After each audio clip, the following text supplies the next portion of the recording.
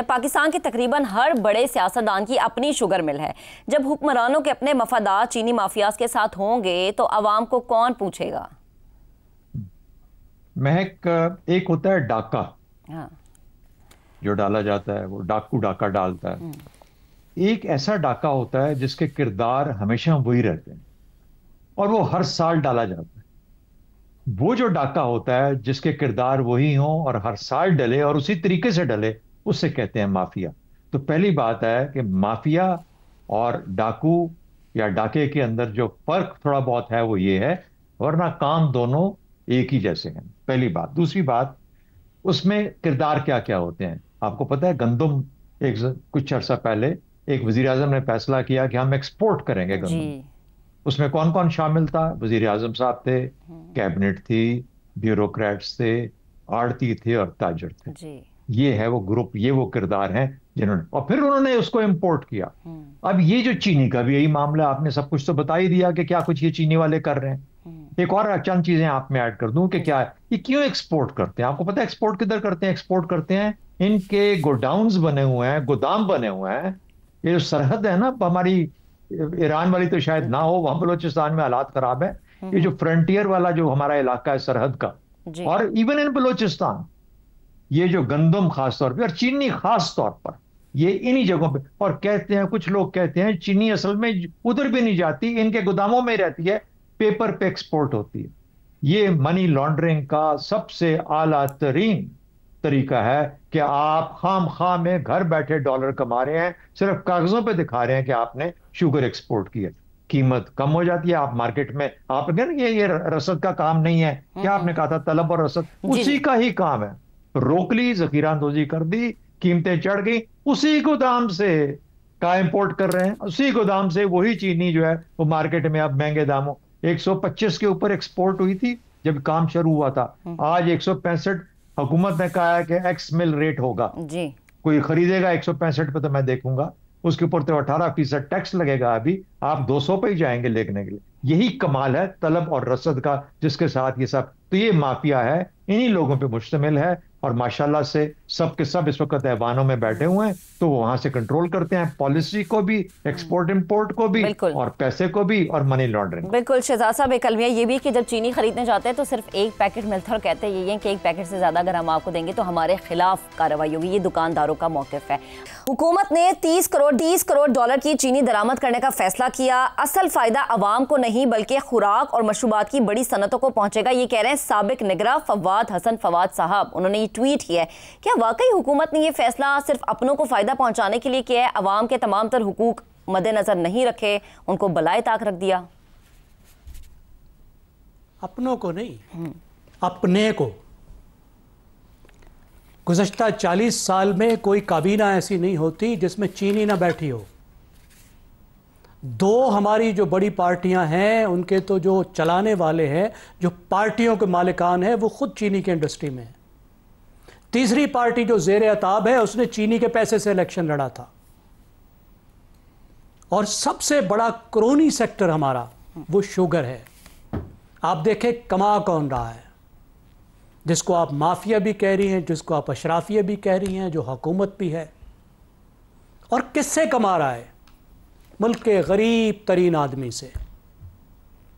200 रुपए में चीनी का, या बल्कि एक पाव 50 रुपए की पुड़िया लेकर घर जाने वाले से, उनकी जेब से।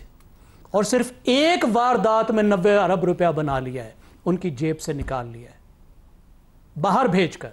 क्योंकि दुनिया भर में तरीका यह है कि कमोडिटीज़ की जब कमी होती है तो कीमतें चढ़ जाती हैं, जब कमोडिटी ज़्यादा होगी तो कीमत कम हो जाएगी। तो बेसिक सप्लाई एंड डिमांड का असूल है।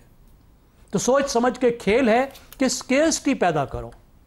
वो बाहर भेज कर की, वो यहाँ ज़ख़ीरा करके की, किस तरीके से की। और ये शुगर मिल वाले खुद ही सप्लायर्स भी हैं, खुद ही ज़ख़ीरा अंदोज़ भी हैं, वो सिर्फ बनाने वाले नहीं हैं। सही। तो आप देखिए कौन कर रहा है, किससे कर रहा है और किस तरीके से कर रहा है। सही। बेसिक कमोडिटीज से कमा रहे हैं। सही। देखिए मैं एक बात ये अर्ज कर लूं कि तीसरी बात कि बेसिक कमोडिटीज से यार कोई ऊंचे काम करके कमा लो। गंदम से कमाना है, शुगर से कमाना है, किसान को जो 40% आबादी है, जो 12-14 करोड़ है, उसको तबाह करके कमाने हैं चंद अरब रुपए। गरीब पर मुसीबत डाल के 90 अरब रुपए कमाने हैं। यार किसी और तरीके से थैली में हाथ डाल के पैसे निकाल लो, कहीं और तरीके से कमीशन निकाल लो। दुनिया भर की अशराफिया ये वारदातें करती है, मतलब इस तरह से तो नहीं करती कि गरीब तरीन आदमी पर बराह रास्त बोझ डालकर, आप बेसिक कमोडिटीज का बोझ डालकर उनको लूटे। ये हमारे यहाँ जुल्म होता है। जी आप क्या कह रही थी? जी मैं कह रही थी कि जुल्म तो फिर काफी अरसे से चलता आ रहा है ना, हम फिर क्या उम्मीद रखें कि कोई भी गवर्नमेंट आए आगे आने वाले वक्त में ये जुल्म कम नहीं होगा। हम अगर आज से 10 साल बाद बैठ के भी बात करेंगे तो क्या यही बात होगी कि गठजोड़ है, अशराफिया है, माफिया है, कोई लगाम नहीं डालेगा इस पे? तो जब तक लोग छितर खाते रहेंगे, छितर पड़ते रहेंगे। जिनकी जेब से 90 अरब रुपए निकले, अगर उनको तकलीफ नहीं है तो अगले साल फिर यही होगा। ठीक है, अगर वो खड़े हो सकते हैं, सड़कों पर आ सकते हैं, ये बता सकते हैं कि अगली दफा जिन 20-30% वोटों से जीते हो, यानी इसमें मेन किरदार फिर अवाम का ही बचता है कि अगर अवाम ने अपने आप को बचाना है तो उसका बेहतरीन तरीका ये है कि खड़े हो जाएं और अपने लिए आवाज उठाएं। इफ्तिखार साहब आपकी तरफ आते हैं। 2015 से 2020 तक हमने देखा कि शुगर मिल्स मालिकान को अरबों की सब्सिडी दी गई। गरीब अवाम के लिए क्या है? कुछ नहीं है, 90 अरब रुपया कमाना था, कमा गए।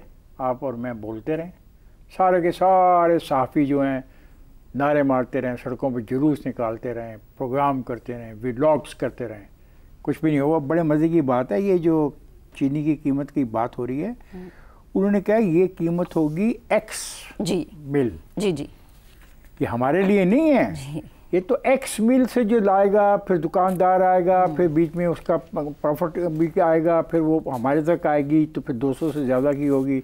और आप रो रही हो कि आपको 1 किलो चीनी मिली है, आपका बंदा गया चीनी खरीदने के लिए, घर वाला मुलाजम, तो उसको कहा कि भाई तुम्हें 1 किलो मिलेगी। अगर ज़्यादा देंगे तो हमारे खिलाफ कार्रवाई, अब ज़्यादा देंगे तो खिलाफ कार्रवाई होगी, यानी एक दुकानदार के खिलाफ कार्रवाई होगी।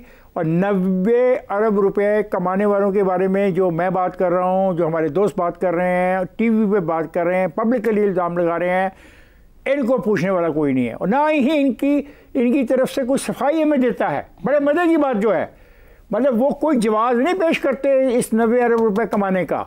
होता है ना, आदमी को भी एहसास हो जाए कि यार लोग बहुत चीख रहे हैं, चलो इनको जवाब ही दे दें कि हमारी मजबूरी है, हम ये 90 अरब रुपया कमा लें। सही, मैं ये जवाब देने को भी तैयार नहीं। IMF ने कहा इंसान के बच्चे बनो, अगर तुम इस तरह इनको पैसे दोगे तो हम तुम्हारा जो ये दे रहे हैं ना तुम्हें इमदाद, इसको हम थोड़ा सा रोकेंगे। अभी मेरा दोस्त कह रहा है कि ज़्यादती हो रही है चीनी के मामले, और मेरे दोस्त सब्ज़ी का भी यही हाल है, फल का भी यही हाल है।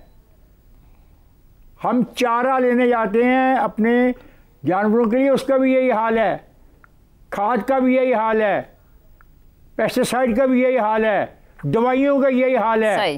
किस चीज़ पे मैं शोर मचाऊं? और मुझे बताओ, ये जो 90 अरब रुपया गया यहाँ से बाहर, तो इससे खूबसूरत मनी लॉन्ड्रिंग और क्या सकती है?